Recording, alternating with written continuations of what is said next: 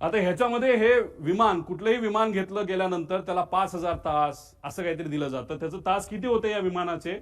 5,000. अजितदादा, अजित काका जेव्हा विमानामध्ये बसले होते त्याला किती तास झाले होते? तर ते 5,915. किती तास बाकी होते? त्या कंपनीच्या म्हणण्यानुसार फक्त 85 तास.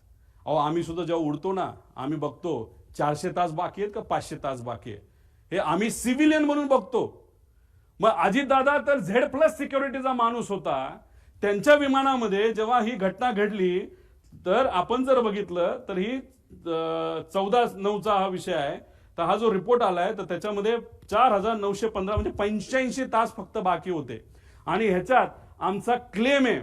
आणि मी जी हनीवेल नावाची कंपनी जी हे इंजिन बनवलं त्या कंपनीच्या मॅनेजरला जर मराठी कळत असेल ना तर ट्रान्सलेट तुम्ही करा की खरी माहिती ही DGCA तुम्हाला ईमेलच्या माध्यमातून द्यावी लागेल. आम्ही प्रयत्न केला पण ते आम्हाला देत नाही. आमचा अंदाज आहे हे मशीन 5,000 त्याचं वय होतं तर हे मशीन 8,000 पर्यंत उडलेलं आहे. म्हणजे दादांकडे मशीन देत असताना तसंही त्या मशीनमध्ये काहीच राहिलं नव्हतं आणि त्याची किंमतही खराब झाली होती. आणि मग मुद्दामूनच ह्याच्यामध्ये मशीन सुद्धा देताना खराब क्वालिटीचंच दिलं, नुकसान होताना कमी व्हावं. आणि हा अपघात का घात हा प्रश्न तर त्याच्यामध्ये राहतो. पण हे मेंटेनन्स सगळे बघितल्यानंतर दादांना जे मशीन दिलं Z सिक्युरिटीने असताना सुद्धा VIP ट्रॅव्हल होतोय ह्या VSR कंपनीला माहिती असताना, एरो या कंपनीला माहित असताना सुद्धा मशीन हे संपलेलं होतं. आणि तेच मशीन म्हणजे इंजिन त्या विमानाला होतं आणि तेच विमान हे अजितदादांसाठी त्या ठिकाणी सेवेसाठी दिलं. म्हणजे हे आश्चर्याची गोष्ट आहे. इतकं जर कुणी दुर्लक्ष करत असेल एवढ्या मोठ्या VIP ला